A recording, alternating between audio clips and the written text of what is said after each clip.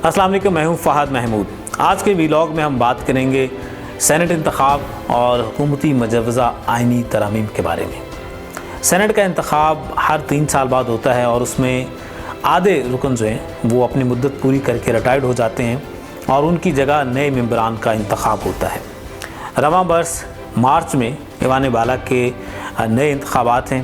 हुकूमत और अपोजिशन की नज़रें इस वक्त सेनेट इंतखाब पर हैं। दस्तूर की शिक 226 में दर्ज है कि दस्तूर के ताबे तमाम इंतखाबात मासवाए वज़ीर आज़म और वज़ीर आला के खुफिया राय दही के ज़रिए होंगे।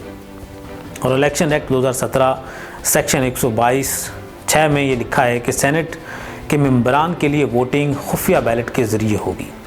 खुफिया राय शुमारी का बुनियादी मकसद ये है कि अरकान बग़ैर किसी दबाव और जबर से आज़ाद होकर अपने ज़मीर के मुताबिक अपने उम्मीदवार को वोट कास्ट करें। यही वजह है कि दुनिया भर में आम इंतखाबात में वोटर पर्दे के पीछे अपने पसंदीदा उम्मीदवारों को वोट देता है। ये एक प्राइवेसी है जो वोटर की होती है। अब हुकूमत चाहती है कि इस बार सेनेट का इंतखाब ओपन बैलेट के ज़रिए हो। ओपन बैलेट से मुराद ये है कि जो भी कौमी और सूबाई असम्बली का रुकन सेनेट के इंतखाब में वोट डालेगा तो उस पर वोट डालने वाले का नाम लिखा जाएगा ताकि मालूम हो कि वोटर ने किस उम्मीदवार को वोट डाला है। इसके लिए ट्रैकेबल वोट की इस्तिलाह भी इस्तेमाल की जा रही है।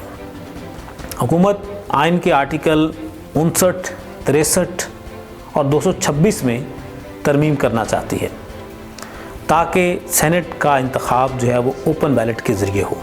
आर्टिकल 59 और 226 तो सेनेट के इंतखाब से मुतल्लिक है, मगर शिक नंबर 63 में तब्दीली सिर्फ इस वजह से की जा रही है ताकि दोहरी शरीयत वाले अफराद जो हैं वो चुनाव में हिस्सा ले सकें। उसमें सेनेट का इंतखाब भी शामिल है, उसमें सूबाई असम्बली और कौमी असम्बलियों के इंतखाब भी शामिल हैं। उसमें एक हुकूमत ने ये किया है कि अगर वो जीत जाते हैं जिनकी दोहरी शहरियत है तो वो अपनी शहरियत को छोड़ दें और कौमी असम्बली में आ जाएं। अगर हार जाते हैं तो दोहरी शहरियत अपने पास रखें। हुकूमती बेहसी का अंदाज़ा कीजिए कि बजाय इसके कि इलेक्शन लड़ने से कबल शहरियत से दस्तबरदार होने के बजाय ये कानून बनाया जा रहा है कि अगर आप जीत जाते हैं तो ठीक है, आप प्रोटोकॉल एंजॉय करें, मराहत लें, असम्बलियों में बैठें, और अगर आप हार जाते हैं तो फ़िक्र न करें, आपकी बैरूनी शहरियत जो है वो हम कैंसिल नहीं करेंगे। इससे ऐसा लगता है कि हुकूमत अपने कुछ मनपसंद लोगों को इस कानून के ज़रिए नवाजना चाहती है। सेनेट के हर इंतखाब में पैसा चलता है पाकिस्तान में। ज़मीर की आवाज़ जो है उसकी बजाय पैसे पर लोग जो हैं वोट देते हैं। यही वजह है कि अब तहरीक इंसाफ को ख़तरा है कि उनके अरकान जो हैं वो अपने वोट का खुफिया सौदा करेंगे और पैसे लेकर वोट किसी और को देंगे। माजी में भी ऐसा हुआ। तहरीक इंसाफ के इलेक्शन में, गुज़श्ता सेनेट के इलेक्शन में तहरीक इंसाफ के 20 MPs ने अपने वोट फ़रोख्त किए और उनको तहरीक इंसाफ ने पार्टी से निकाल दिया। उनके ख़िलाफ़ तहकीकात की और उन्हें निकाला।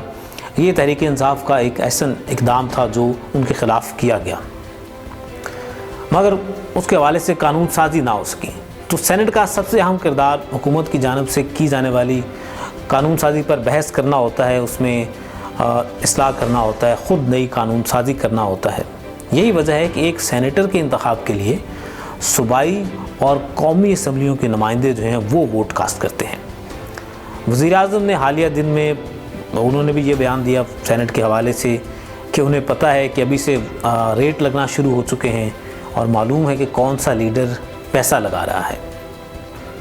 दरअसल वज़ीर आज़म का ये इकरार हमारे सियासी निज़ाम की एक खुली ख़राबी का इजहार है। अफवाहें ये भी हैं कि सेनेट की एक सीट के लिए मुबैना तौर पर 20 से 30 करोड़ रुपए की बोली लग रही है। आप अंदाज़ा लगाएं कि ये वो लोग हैं जिन्हें आवाम वोट देते हैं और यही लोग अपना वोट करोड़ों रुपए के एवज़ फ़रोख्त करते हैं सेनेट के लिए। एक MNA या MPA जिसका काम कानून साजी करना है वो ऐवान में आकर अपना वोट फ़रोख्त करता है।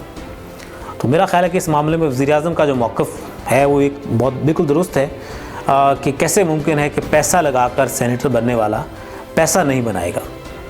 तो यही उनका कहना था कि पिछले इलेक्शन में हमने भी लोगों को पकड़ा जिन्होंने 5-5 करोड़ रुपए लिए, और जब करोड़ों रुपयों में सेनेट की सीट बिकेगी तो जो शख्स उसे ख़रीदेगा उसका मकसद कानून साजी तो हरगिज़ नहीं होगा।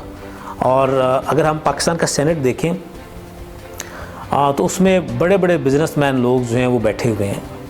इस्तिस्ना बहरहाल मौजूद है, उसमें अच्छे लोग भी हैं, मगर ज़्यादातर लोग ऐसे हैं जो इसी तरह ख़रीदो फ़रोख्त के ज़रिए जिन्होंने सीटें लीं और उनका मकसद अपने बिज़नेस को तहफ़्फ़ुज़ देना है और करप्शन करना है। यही वजह है कि सेनेट में बड़े बड़े कारोबारी लोग बैठे हुए हैं जो ख़ुद भी माल बनाते हैं और सियासी जमातों को भी फ़ंड्स देते हैं। अब अपोजिशन जो है वो इस हुकूमती तजवीज़ की मुखालफत कर रही है। हालांकि अपोजिशन को भी पता है कि सेनेट में वोटों की ख़रीदो फ़रोख्त होती है और अपोजिशन को तो बहरहाल पता होना चाहिए कि 2019 में सादक सिंजरानी के ख़िलाफ़ तहरीक अदम एतमाद का उन्हें तजर्बा हो चुका है। अपोजिशन के पास नंबर गेम पूरी होने के बावजूद भी उन्हें नाकामी का सामना करना पड़ा।